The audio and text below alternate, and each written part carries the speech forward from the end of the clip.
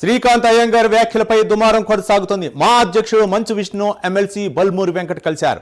శ్రీకాంత్ అయ్యంగార్ మా సభ్యత్వాన్ని రద్దు చేయాలని బల్మూరి వెంకట్ కోరారు. ఎమ్మెల్సీ ఫిర్యాదుపై మంచు విష్ణు సానుకూలంగా స్పందించారు. కమిటీతో చర్చించి చర్యలు తీసుకుంటామన్నారు మంచు విష్ణు. శ్రీకాంత్ అయ్యంగార్ పైన కఠినమైన చర్యలు తీసుకోవాలి. ఎందుకనంటే మనోభావాలు దెబ్బతీసే విధంగా ఫాదర్ ఆఫ్ ది నేషన్ జాతి పిత గురించి ఇష్టం వచ్చినట్టు అడ్డగోలుగా సోషల్ మీడియా ప్లాట్ఫామ్లో మాట్లాడటమే కాకుండా దాన్ని సమర్థించుకునే విధంగా మాట్లాడటం అనేది సరికాదు. దీనిపై నేను ఆల్రెడీ సైబర్ క్రైమ్లో కేసు రిజిస్టర్ చేయడం జరిగింది.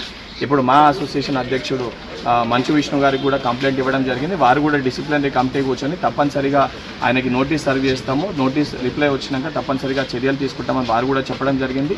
ఈయన పైన కఠినమైన చర్యలు తీసుకునే వరకు మా పోరాటం అనేది కొనసాగుతుంది. ఇది పార్టీలకు అతీతంగా యాజ్ అ సోషల్ రెస్పాన్సిబిలిటీగా father of the nation Mahatma Gandhi గారు భారతదేశంలో ఉన్న మన ప్రతి ఒక్కరు కూడా ఫాదర్ ఆఫ్ ది నేషన్. కేవలం మన భారతదేశం కాదు, ప్రపంచవ్యాప్తంగా కూడా మహాత్మా గాంధీ గారిని ఒక ఐడిల్ లెక్క, ఒక పీస్ ఐడిల్ లెక్క, సత్యాగ్రహ మూమెంట్స్కి అనేక దానికి అందరూ కూడా మహాత్మా గాంధీ గారిని వర్షిప్ చేసి వారి యొక్క ఫిలాసఫీని, వారి యొక్క ఐడియాలజీని కూడా ప్రతి ఒక్కరు నమ్మే ఒక ఈ రోజులలో అసొంటి వ్యక్తి గురించి అడ్డగోలుగా మన రాష్ట్రంలో ఉన్న ఒక వ్యక్తి డెరిగేటరీ స్టేట్మెంట్స్, తప్పుడు స్టేట్మెంట్స్ చేయడం అనేది సరికాదు.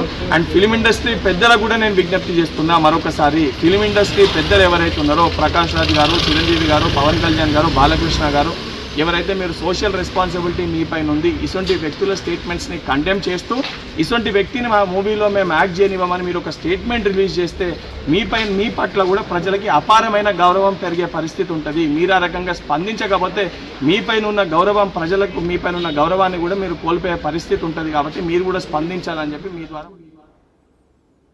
తిరుమలలో భక్తుల రద్దీ కొనసాగుతుంది. నిన్న స్వామివారిని సుమారు 84,571 మంది భక్తులు దర్శించుకోగా 36,711 మంది భక్తులు తలనీలాలు సమర్పించారు. అలాగే నిన్న 3.70 కోట్ల రూపాయలు స్వామివారి హుండీ